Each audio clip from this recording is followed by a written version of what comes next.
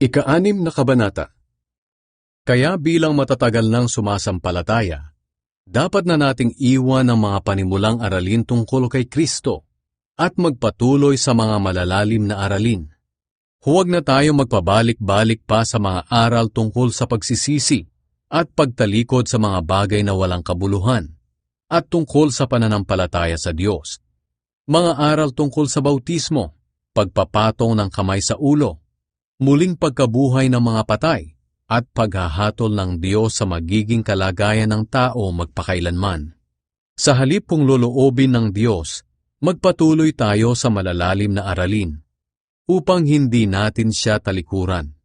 Sapagkat kung tatalikuran ng isang tao ang Diyos, hindi na siya mapagsisisi at mapapanumbalik pa sa Diyos. Naliwanagan na ang pag-iisip niya. Nakatikim na ng mga biyaya mula sa langit, tumanggap ng banal na espiritu, nakatikim na ng kabutihan dulot ng salita ng Diyos, at nakadama na ng kapangyarihang ihahayag sa huling araw.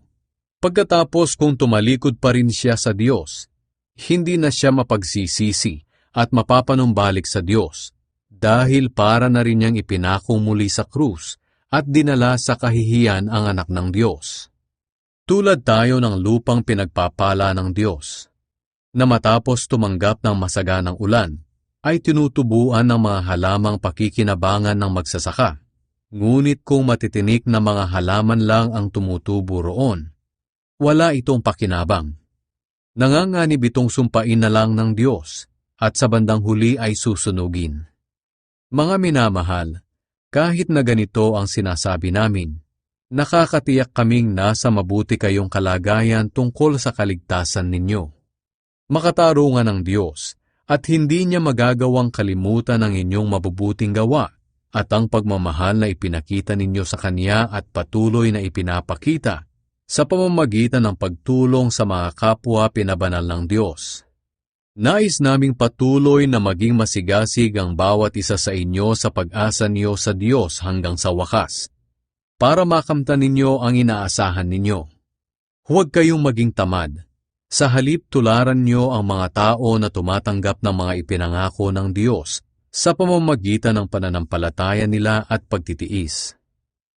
Tiyak ang pangako ng Diyos. Tingnan niyo ang karanasan ni Abraham.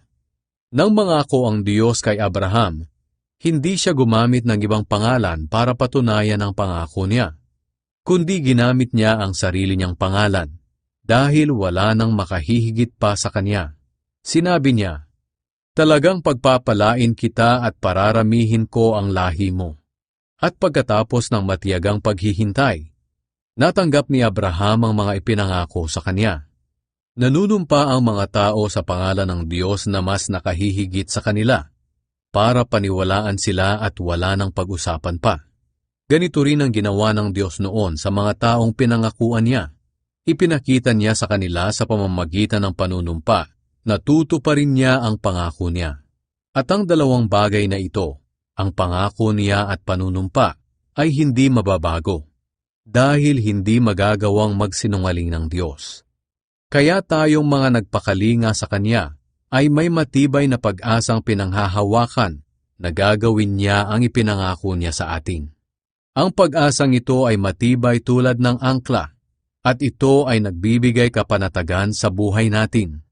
Dahil umaabot ito sa pinakabanal na lugar, kung saan nauna nang pumasok si Jesus para sa atin. Siya ang punong pari natin magpakailanman, katulad ng pagkapari ni Melchizedek.